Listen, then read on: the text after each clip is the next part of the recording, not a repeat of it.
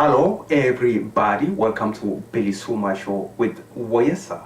In the picture, you are looking at Hailemariam the Salim and Barack Hussein Obama together standing and talking about something. Yes, Barack Hussein Obama and Hailemariam the Salim just met recently in the US. And right there, as you could see, they were talking about something. What do you think they were talking about? Was it about 909 bloggers? Yeah, the bloggers, they were arrested more than 3 months ago. Was it about Oromo protesters? Was it about master plan? Was it about money? Yes, I'm just begging for money.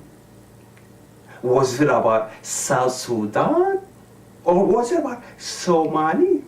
As you may already know, Ethiopia has an army in South Sudan and Somali. Maybe Hailemariam the Salim was asking for money. Money.